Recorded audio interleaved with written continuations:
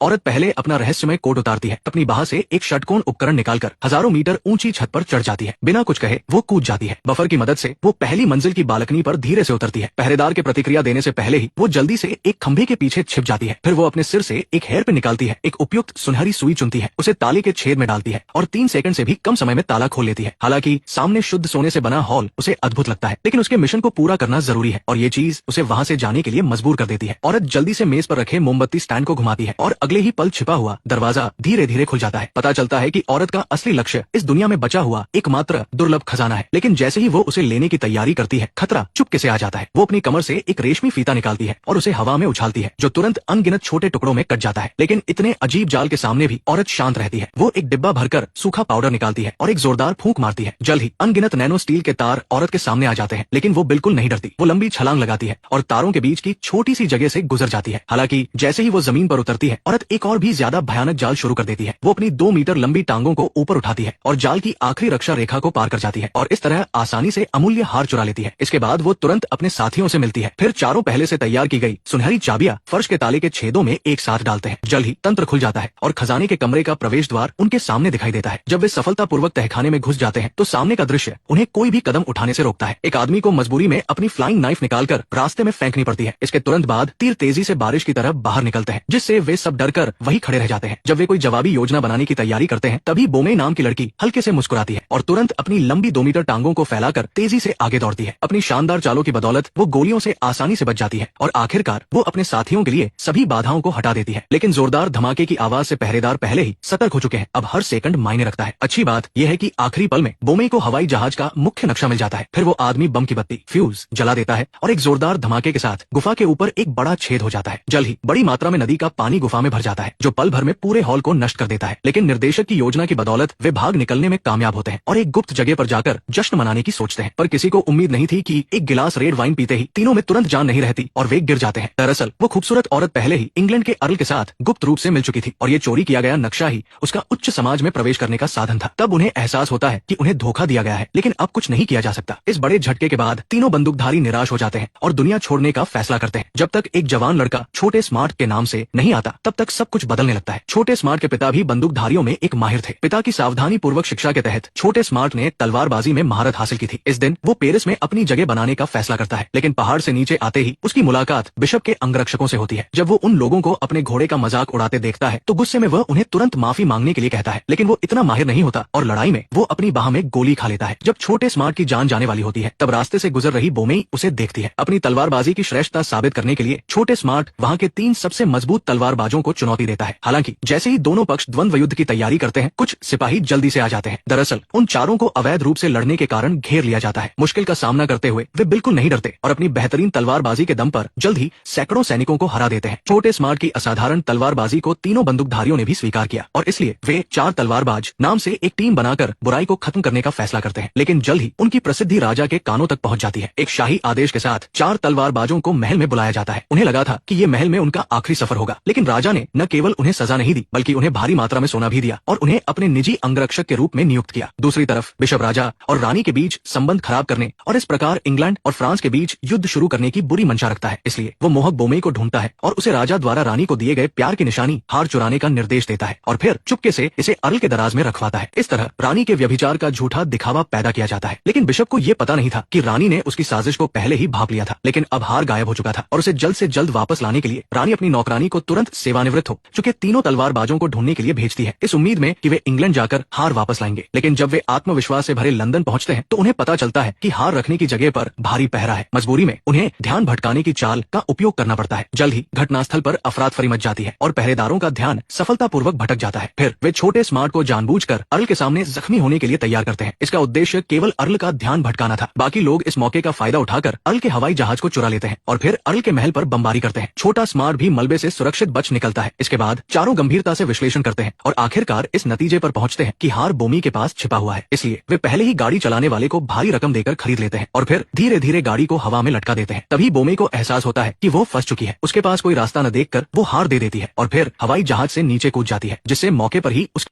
जाती है। आखिरकार उसे अपने लालच की भारी कीमत चुकानी पड़ती है। रानी का हार सफलतापूर्वक वापस मिल जाने से दोनों देशों के बीच युद्ध का खतरा टल जाता है। अंत में शानदार 4 तलवारबाज राजा की पेशकश को विनम्रता पूर्वक अस्वीकार कर देते हैं और अपनी महान कहानी को जारी रखने के लिए, लोगों के लिए न्याय करने और दुनिया की भलाई के लिए इधर उधर घूमने का फैसला करते हैं।